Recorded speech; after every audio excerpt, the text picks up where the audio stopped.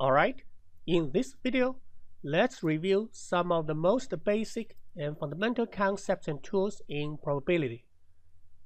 I'm sure you've encountered most of them before, so the main purpose is to help you refresh your memory on them. Hopefully, it helps you better understand some of the more important concepts such as conditional probabilities and Bayes' theorem.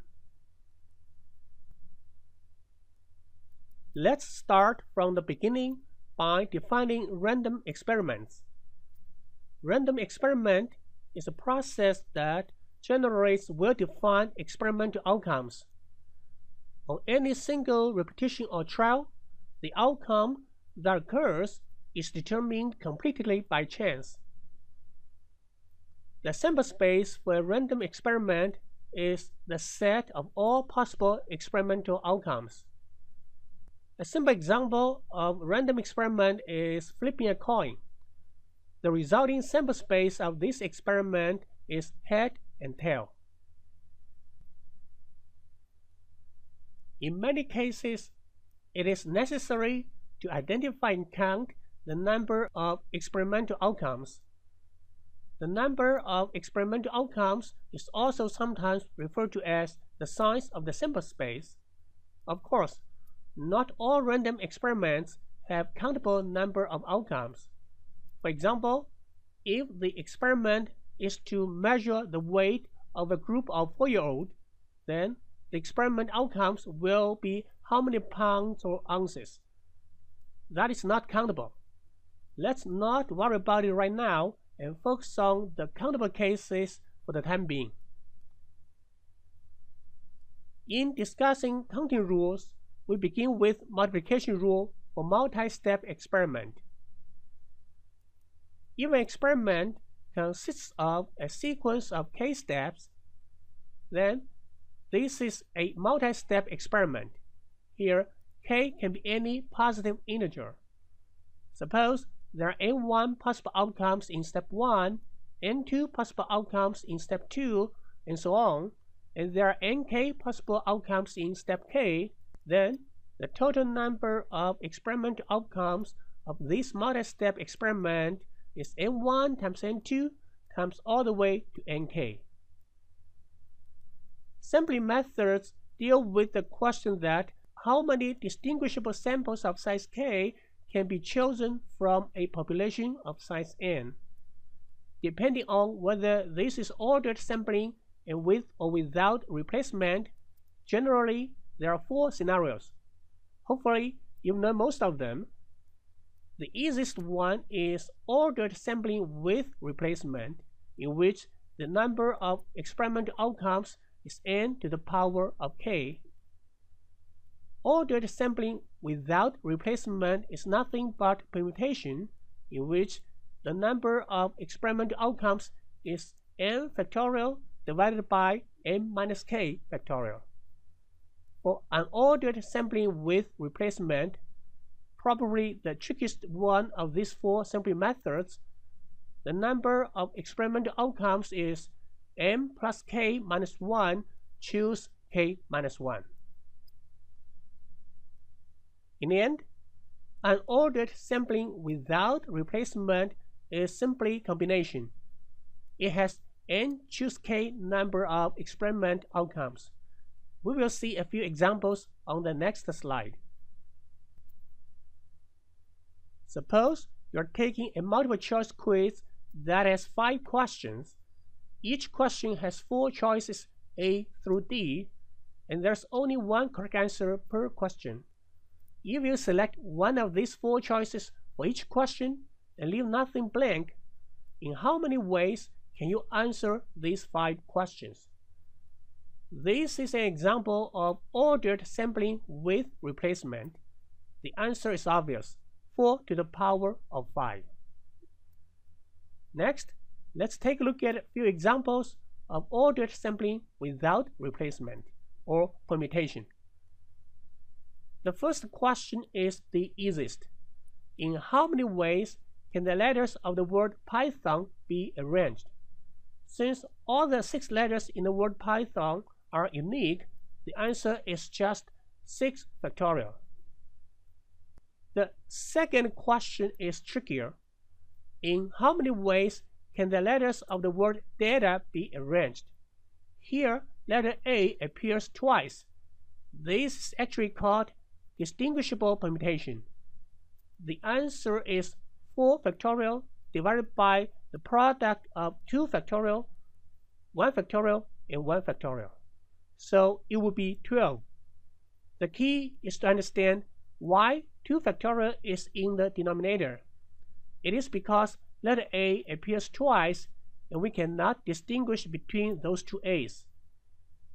If you understand this part, the next question should be easy. A ship's captain sends signals by arranging 4 red, 3 green, and 2 blue flags on a vertical pole. How many different signals could the captain possibly send? I will leave this question to you. Now, let's look at a simple example of combination or unordered sampling without replacement. A quality inspector randomly selects 2 out of 5 parts to test for defects. How many combinations of 2 parts can be selected? It is 5 choose 2, which is equal to 10. The hardest one is unordered sampling with replacement. Suppose 12 passengers get on a shuttle bus at the airport. The shuttle bus stops at 4 hotels, and each passenger gets off the shuttle at his or her hotel. The driver records how many passengers leave the shuttle at each hotel. How many possibilities exist? We do not distinguish among passengers. Suppose the numbers of passengers leaving at each hotel are A, B, C, and D respectively. One possibility would be 10, 0, 2, 0, which means 10 passengers leave the shuttle at the first hotel, 2 passengers leave at the third hotel, and no passengers leave at the second and the fourth hotels. Let's represent each passenger with a star, so we have a total of 12 stars. And we'll use bars to separate these passengers or stars into 4 groups or hotels. All we need is 3 bars to separate them into 4 groups.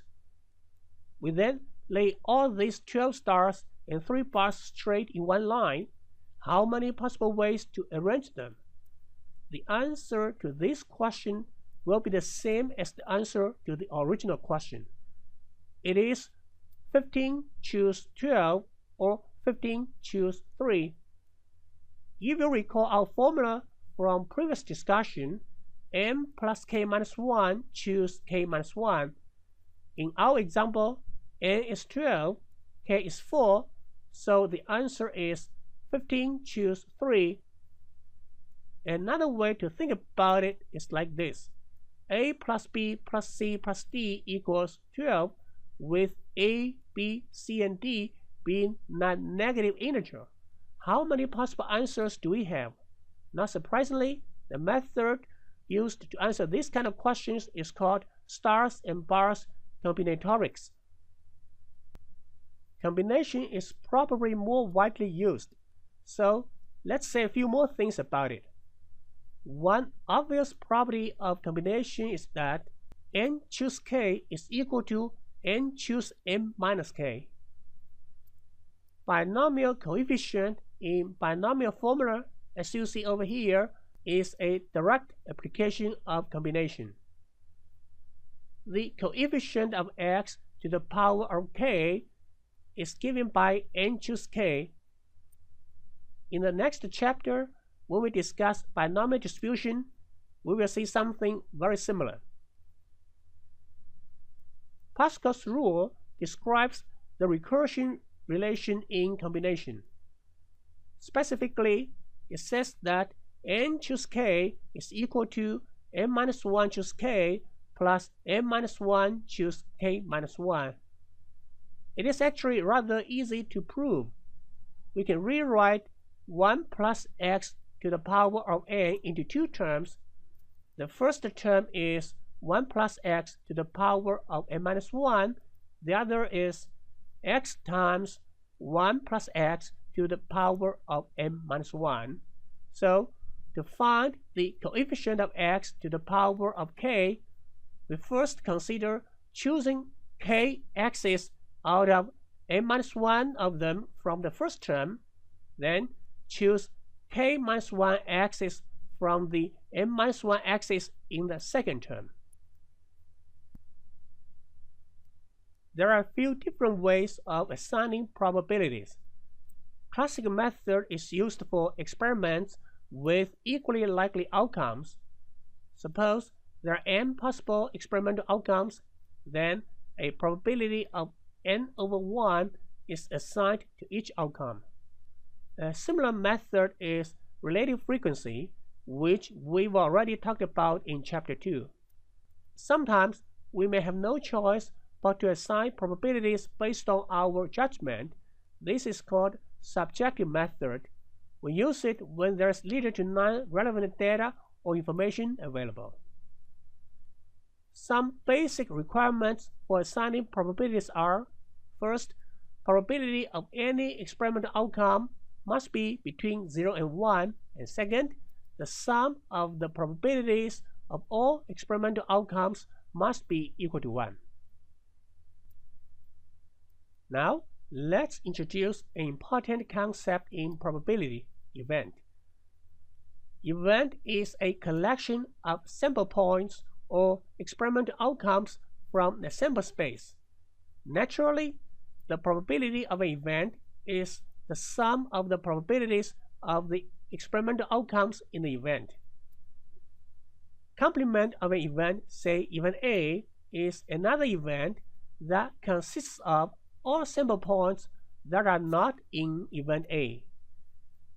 Complement of event A is often denoted by A superscript C or A bar. So we have that the sum of the probabilities of event A and A complement is equal to 1. Now we consider union and intersection of two events A and B. The union of two events A and B is another event that contains all sample points that belong to A or B or both. The intersection of two events A and B is another event that contains all sample points that belong to both A and B. By the definition of the union and intersection of two events A and B, we have something called addition law. It says that the probability of A union B is equal to the probability of A plus the probability of B minus the probability of A intersect B. Venn diagram is often used to demonstrate this addition law. Once we have defined complement, union, and intersection, we will define mutually exclusive events and collectively exhaustive events. Events A and B are mutually exclusive or disjoint if they have no sample points in common. In other words, probability of A intersect B is 0. So, for mutually exclusive events A and B, the probability of A union B is just equal to the probability of A plus the probability of B. We say that events A1, A2 through AN are collectively exhaustive if the union of A1, A2 through AN is equal to the sample space S. Even though when we introduced experimental outcomes of random experiment, we did not mention the following, it is helpful for us to make this explicit statement. All experimental outcomes of a random experiment are mutually exclusive and collectively exhaustive. One more thing I would like to mention regarding events and the probabilities is De Morgan's laws. It has two properties. One, the complement of A union B is equal to A complement intersects B complement. The other, the complement of A intersect B is equal to A complement union B complement. You are strongly recommended to prove them on your own, or at least draw a Venn diagram to help you understand it. Now we are ready to discuss conditional probability, arguably the most important concept of this chapter.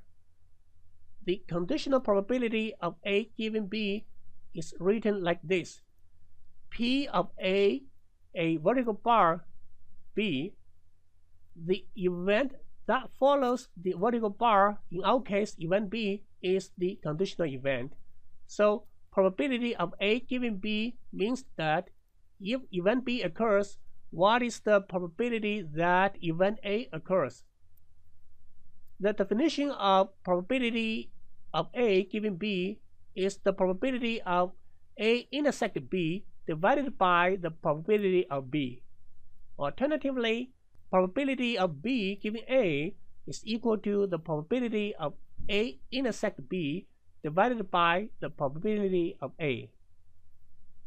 The probability of A intersect B is often called joint probability. Next, let's talk about joint probability table of two-dimension case. In this table, we put events A and A complement in rows and put events B and B complement in columns. It doesn't matter at all whether we put A or B in column. Joint probability table will work just the same. In the middle of the table, we have four joint probabilities. They are probabilities of A intersect B, A complement intersect B, A intersect B complement, and A complement intersect B complement, respectively. In the margins of the table, we have probability of A complement, probability of B, and probability of B complement. These four probabilities are called marginal probabilities. On the next slide, I will use a simple example from the textbook to help us understand the concept of conditional probability better. In a metropolitan area, the police force consists of 1,200 officers, 960 men and 240 women. Over the last couple of years, 324 officers have been promoted, out of which 288 are men and 36 are women. The data are summarized in the first table over here. Once we have the first table, it is very easy to derive the corresponding joint probability table. The only thing we need to do is to divide every number in the first table by 1,200, which is the total number of police officers. In other words, the joint probability table is simply a relative frequency table here. The first table is a frequency table. Now, let's answer the question, what is the probability that a female officer has been promoted over the last couple of years? Almost all the students can answer the question right away. Simply 36 out of 240 female officers have been promoted. That gives us the correct answer, 0.15 or 15%. Now, let's use the definition of conditional probability to answer the same question. Let's define event A to be the event of promotion and W to be woman. So, the answer we are looking for is just probability of A given W, which is equal to the joint probability of A intersect W divided by marginal probability of W. We go find those two probabilities in our joint probability table. They are 0.03 and 0.2 respectively. So the final answer to conditional probability of A given W is equal to 0.03 divided by 0.2, which is of course also equal to 0.15. Many of my students have some difficulty in understanding the second or the conditional probability approach, even though all of them understand the intuitive approach with ease. So let's seek the connection between the two. As a matter of fact, we don't do much except that both numerator and denominator are divided by 1200. Of course, the final answer is exactly the same. In other words, the ratio of two frequencies is equal to the ratio of two corresponding relative frequencies. The second approach is much more useful simply because frequency tables are more often than not unavailable. In addition, relative frequencies or probabilities make it much easier for us to compare the results across different metropolitan areas or even more. If there is one concept more important than conditional probability, it must be independent events. Here's the definition. Two events A and B are independent if probability of A given B is equal to probability of A, or probability of B given A is equal to probability of B. That is to say, suppose we know the probability of event A is a certain number. Now, there's some new information that event B occurs. Given this new piece of information, if the probability of A remains the same, we then can say that A and B are independent, or B has no effect on event A. Let's use an example to understand independence better. Suppose we randomly pick a card from a standard deck of 52 cards. What is the probability that this card is a heart? Well, the answer is obvious, a quarter or 25%. Now let's say we know that this card drawn is a king. What is the probability that this card is a heart? In other words, what is the probability of heart giving king? Well, there are 4 kings and there's only 1 king of heart, so probability of heart giving king is still a quarter or 25%. So we say that event of getting a heart is independent of the event of drawing a king.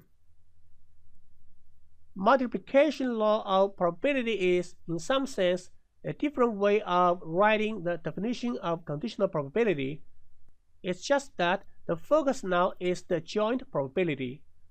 The multiplication law says the joint probability of A intersect B is equal to the probability of A times the probability of B giving A. Alternatively, it is equal to the probability of B times the probability of A giving B. If we know A and B are independent, then the multiplication law can be written as probability of A intersect B is equal to probability of A times the probability of B. In many cases, we use multiplication law for independent events to test whether indeed the events are independent of each other. Now, let's talk about Bayes' theorem or Bayes' rule. We first define prior probability versus posterior probability. Prior probability is the initial probability estimate for specific event of interest. In the earlier example, probability of drawing a heart from a standard deck of 52 cards is a prior probability. Posterior probability is a revised or updated probability of the specific event of interest based on new information available. In our earlier example, the new information is a king is drawn, and the probability of drawing a heart giving king is posterior probability. Now, we introduce the law of total probability, which will be a stepping stone to our ultimate result, Bayes' rule. Let B1, B2 through Bn be a partition of the sample space. In other words, B1 through Bn are mutually exclusive and collectively exhaustive. We then have probability of A is equal to the joint probability of A intersect B1 plus probability of A intersect B2 plus all the way to the probability of A intersect Bn. Apply the multiplication law here, we end up with the final result of the law of total probability. Now it's time to end this chapter on a high note, the Bayes theorem.